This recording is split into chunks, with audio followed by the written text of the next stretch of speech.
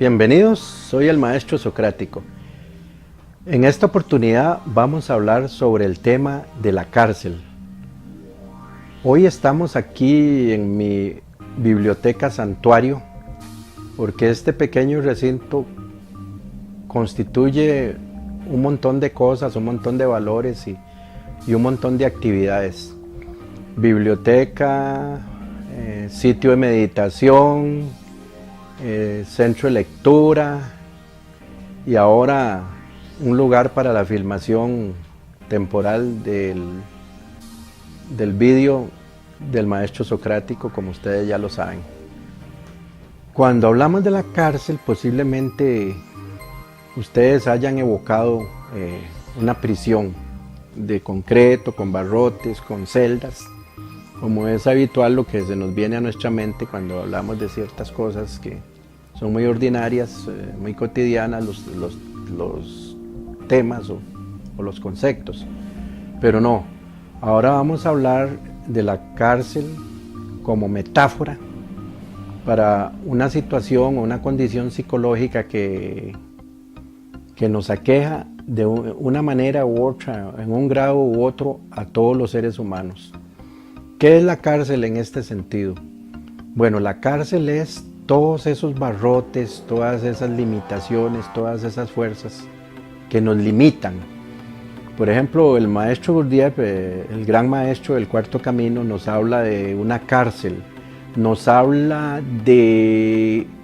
una gran cantidad de fuerzas que cuanto más estamos sumidos en el mundo material, en el sueño,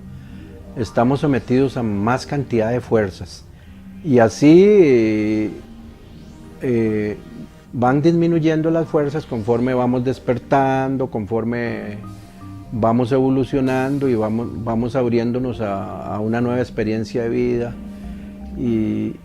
se dice que una persona, un iniciado, un hombre despierto, un hombre de gran talla espiritual está sometido a mucho menos cantidad de fuerzas. Bueno, pues bien, el maestro Platón decía, por ejemplo, que la cárcel es el cuerpo, o sea que el cuerpo es la cárcel del espíritu. Sin embargo, también hay que tener mucho cuidado porque no nos interesa aquí promover las teorías dualistas que hablan del cuerpo por un lado y el espíritu o el alma por otro, porque no ese es el cometido ni nuestro interés. Todo lo contrario, somos de la escuela psicosomática, si cabe la expresión, de la escuela de la unidad de cuerpo-alma, y el cuerpo es sumamente importante para todas las funciones, incluso espirituales, es el punto de partida para el autoconocimiento, es la herramienta por excelencia que se nos dio para navegar por este mundo, por esta materia. Pero bien, lo importante es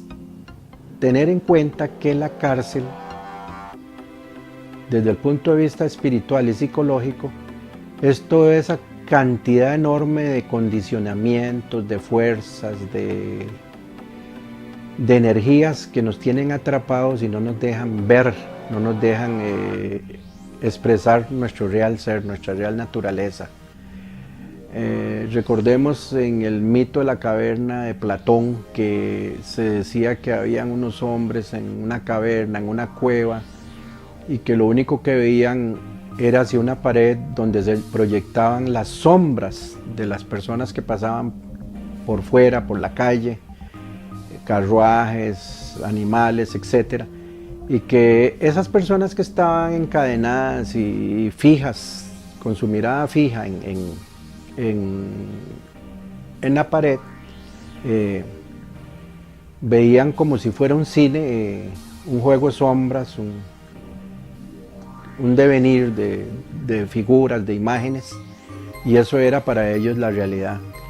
Y si venía un iniciado y les hablaba de que había un mundo mucho más amplio, más vasto, con más luz, jamás le iban a creer y pensarían que estaba loco. Bueno, esto es una pequeña reseña recreando lo del mito de la caverna que ya lo habíamos visto en alguna ocasión.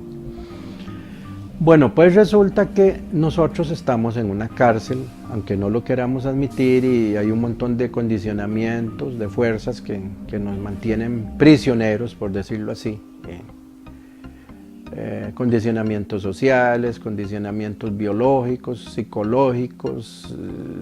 en fin, una serie de cosas que no nos dejan manifestarnos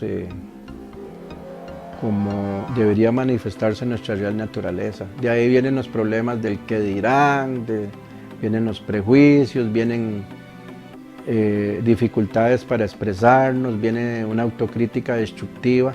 y no podemos salir de esa prisión. Los sufis, que son buenos para hacer cuentos, fábulas, alegorías, tienen un cuento muy bonito, muy interesante, que dicen que venían una vez unos hombres con unos camellos para pasar la noche, para pernoctar en un sitio determinado, y ya se fueron acomodando y habían 6 puestos para tener a los camellos a salvo, para que no se fueran a perder o no se los fueran a robar o no fueran a irse solos. Entonces resulta que los 6 camellos, habían 6 puestos, pero había un camello más que no tenía dónde ser puesto a pasar la noche, hasta que uno tuvo la brillante idea de decir, déjeme el problema para resolverlo. Y entonces hizo toda la parafernalia, todo el ritual de amarrar el camello como se acostumbraba, y fue haciendo todos los movimientos como amarrando el camello, una simulación, y finalmente el camello quedó ahí de pie y pasó toda la noche y no se fue, no se escapó. A la mañana siguiente llegan a ver los animales y ahí el camello estaba, entonces sueltan los animales para que se vayan y para seguir el viaje. Y resulta que el camello, que había sido disque amarrado artificialmente, no emprendía la marcha, no podía moverse, no podía irse. Entonces, muy extrañados viendo qué sucedía, este hombre que lo había amarrado vuelve y se le ocurre que el camello estaba atado por lo que él había hecho, y entonces lo que era necesario era volver a hacer toda la parafernalia, todo el ritualismo, todos los movimientos de desamarre, que era ficticio, que no era real. Entonces, una vez que hizo todo eso, el camello quedó libre y empezó a caminar. Nos resulta muy interesante esto, porque entonces aquí podemos ver claramente cómo ciertos condicionamientos del pasado, de acontecimientos que sucedieron hace muchos años, de dificultades, de situaciones embarazosas, en fin, de tantas cosas, nos siguen amarrando como si fueran situaciones reales, o personas que nos siguen sugestionando con ideas, con supersticiones, con mitos, con creencias extrañas, y seguimos creyendo un montón de cosas que no tiene sentido creer, son ataduras. Entonces, en ese sentido, es una cárcel para nosotros, porque es de la manera más irracional que a veces estamos atados a un montón de cosas, de conceptos que nos impone la sociedad, que nos impone incluso la religión, con todo respeto, pero que sí nos imponen ciertas reglas que no tienen razón de ser muchas veces y que nos atan, como en el caso del camello, que él creyó que lo habían atado sin que lo ataran,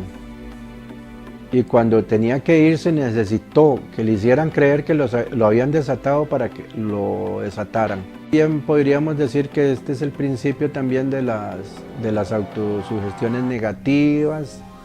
de los decretos equivocados o malintencionados, de las maldiciones, de los malos deseos de otras personas, en fin, de muchas cosas, y hay que desatar todo eso, hay que soltarlo y hay que salir de la cárcel romper esos barrotes que están hechos de creencias, de supersticiones, de prejuicios, de limitaciones, de condicionamientos, porque en el fondo son condicionamientos operantes que operan a nivel físico, orgánico y psicológico también, por supuesto. Es un tema, digamos que relativamente sencillo, pero de mucha importancia, de mucha trascendencia, porque mediante la meditación, mediante la observación de sí mismo o de uno mismo concienzuda, mediante una especie de introspección o de meterse a bucear uno mismo en sus propias profundidades, podría descubrir muchas cosas e ir soltando un montón de nudos, porque también podemos hablar de nudos. No en vano la gente dice que tenía un nudo en la garganta, que esto, que el otro, que el corazón se le hizo chiquitico, que se le hizo un nudo, que todo este tipo de cosas quiere decir que los procesos psicológicos también tienen como un correlato o una correspondencia con situaciones físicas, ¿verdad? Una relación psicosomática. Entonces esto tiene que ver también con el aprendizaje de roles equivocados, con imitaciones que hacen los niños de ciertos roles y desviaciones de la conducta, que ahora no viene al caso mencionar, pero que cada quien sabrá cómo puede entender esto, ciertas situaciones de desviación de la conducta o de la asunción de roles equivocados. Entonces es muy importante tener esa libertad psicológica, esa libertad física también para actuar en el movimiento, en el pensamiento y también en el razonamiento, porque